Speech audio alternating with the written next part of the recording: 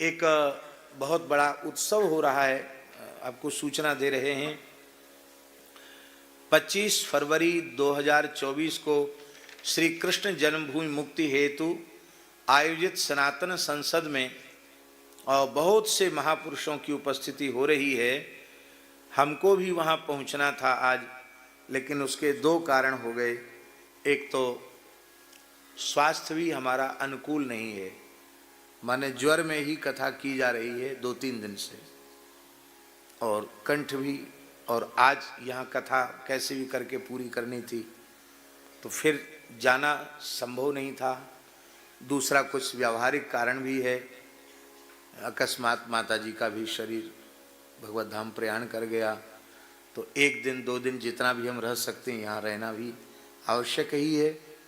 तो इस सब कारणों से हम सशरीर वहाँ उपस्थित नहीं हुए, लेकिन इतना बढ़िया कार्य हमारे देवकी नंदन ठाकुर जी कर रहे हैं, उसमें हम मन से अपनी पूरी सभा के सहित उसमें सम्मिलित होते हैं। और इसका विषय महाराज जी यही है कि मुस्लिम पर्सनल लॉ बोर्ड बना हुआ है, उनका निजी एक कानून बना हुआ है, उसी के अनुसार उनकी कोर्ट अलग है, उनका जज अलग है, उनके वकील अलग हैं, उसी प्रकार से फैसला होता है। और मुस्लिम वक्फ बोर्ड बना हुआ है, वो जिस संपत्ति पे गुरुजी हाथ धर दें वो उनकी हो गई, फैसला भी उन्हीं का। तो उनके मन में, श्री देवकी नंदन जी के मन में ये विचार है कि क्यों ना सनातन धर्म के आचार्य लोग इकट्ठे होकर के यह सरकार से मांग करें कि भाई जब मुस्लिम पर्सनल लॉ हो सकता है तो वैदिक धर्म के अनुसार हमारा कानून क्यों नहीं हो सकता। मुस्लिम वक्फ बोर्ड बन सकता है तो सनातन बोर्ड क्यों नहीं बन सकता, बनना चाहिए।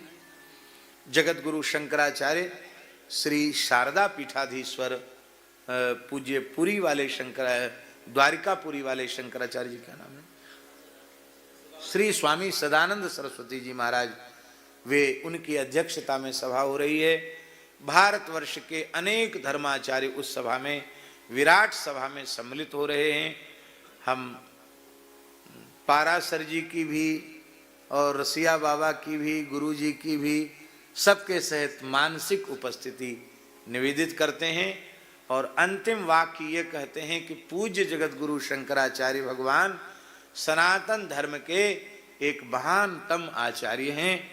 वे हम लोग बालक हैं, हम लोगों को जो आज्ञा देंगे उसको हम सनातन धर्म के लिए, गौ रक्षा, विप्रत्व की रक्षा, वेद की रक्षा, वैदिक धर्म की रक्षा के लिए वे जो भी आज्ञा हम सबको प्रदान करेंगे, हम सब बालक उनकी आज्ञा का श्रद्धा पूर्वक पालन करेंगे, क्योंकि उसमें ही अपने सहित पूरे राष्ट्र का, समाज का भला है। तो वहाँ पूज्य जगतगुरु शंकराचार्य जी की अध्यक्षता में जो भी पूज्य संत महंत धर्माचार्यों के द्वारा निर्णय पारित हो रहा है, उसमें हम हृदय से सहभागी हैं। और विशेष परिस्थिति के कारण हम सदैव वहाँ उपस्थित नहीं हो पा रहे हैं। आ गए हैं एक और आपके समक्ष वीडियो लेकर के। जैसा कि आपको पता है, 16 नवंबर को सनातन हिंदू बोर्ड गठन का ऐलान कर दिया गया है महाराज देवकीनंद की अगुवाई में।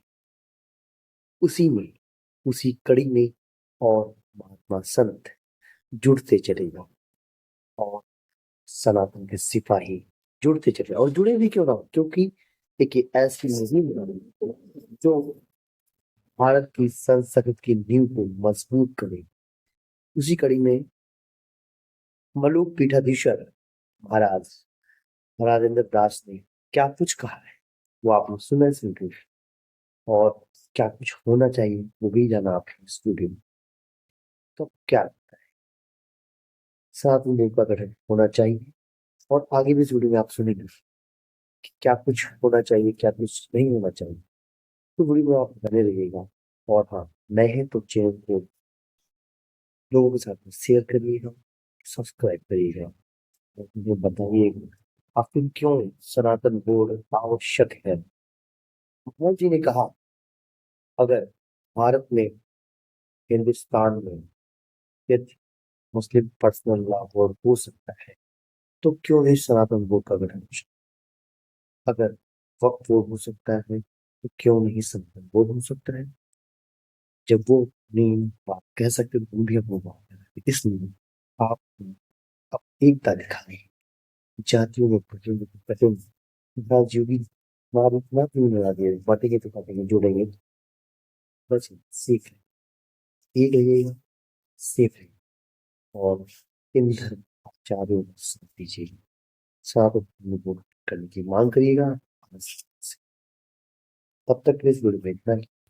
लाइक शेयर कमेंट करें, लोगों के साथ शेयर करें। धन्यवाद। जय श्री राम।